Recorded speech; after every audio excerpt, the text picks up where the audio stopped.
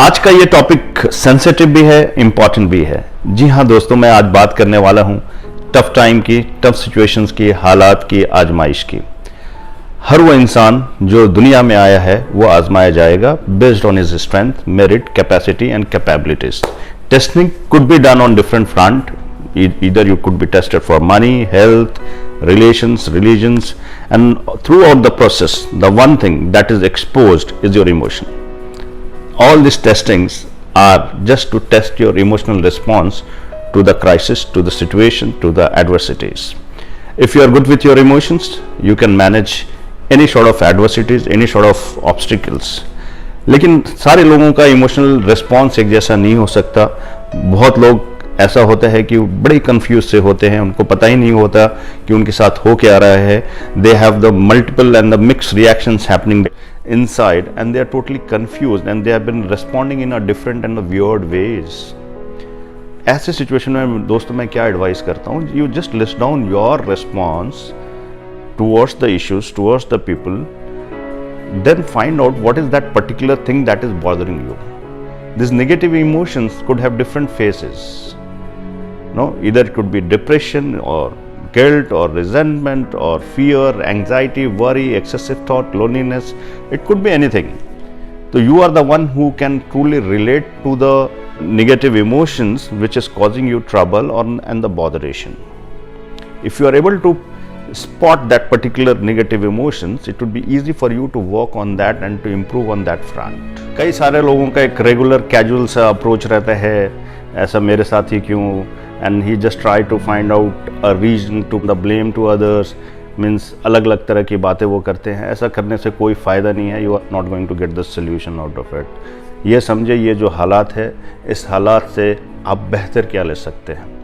What the best you can take out from this tough time. This tough time has been bestowed on you for some reason. If this tough time is going to make you, if it makes you even more stronger, आप अंदर से मजबूत होते हैं, emotions को control करते हैं, आपके अंदर वो मजबूती आती है, तो आपकी एक ज़िंदगी में बदलाव आता है। अगर वो मजबूती नहीं आती है, if you are not working on your self, you are not working on your emotions, you are not working on your philosophy, you are not working on your attitude, so you just buckle down to the situation. फिर आपकी situation और आपके हालात और बद से बदतर होने शुरू हो जाते हैं। तो वो एक इनर स्ट्रेंथ आपके अंदर ही है, आपको ही मैनेज करना है। कहते हैं ना, this to shell pass. What this to shell pass? Definitely this will pass, but this time which has been given to you is there to teach you a lesson. तो समझने की कोशिश करें, ये माहौल, ये हालात, ये तो गुजर जाएगा, लेकिन इस हालात की जो लर्निंग्स हैं, ऐसा इन्वायरमेंट क्रिएट करना आप चाह के भी नहीं कर पाएंगे। तो ये एक ब्लेसिंग की तरह लेंगे, तो इसमें एक अपॉर्चुनिटी कैसे आप क्रिएट कर सकते हैं अपने लिए और दूसरों के लिए। ये एक पॉजिटिव, एक स्ट्रॉन्ग अप्रोच है towards the problem, towards the issues। अगर आप ऐसे सोच पा रहे हैं, अगर आप पॉजिटिव डायरेक्शन में जा पा रहे हैं, आपकी अप्रोच पॉजिटिव है। हाँ, तकलीफ हर किसी को होती है, हर उस मजबूत इंसान को भी होगी, कमज़ोर इंसान को भी होगी, because it is not about your physical appearance, rather it is more about your mental conditioning. इसके अलावा दोस्तों मैं दूसरी बात करना चाहता हूँ यहाँ पे, ये टफ टाइम अल्लाह की तरफ से आता है, और ये टफ टाइम जब आता है तो ये आपके सारे इमोशंस को एक्सपोज करता है, आपके स्ट्रेंथ एंड वीकनेसेस को एक्सपोज करता है। तो यूजली ऐसा होता है कि जिस इंसान पे बुरा वक्त आ रहा होता है, जिसकी टेस्टिंग टाइम चल रही होती है, he just try to take shelter from different sources, different person, different tools, whatever things he finds, and he just try to get the solution. He is desperate.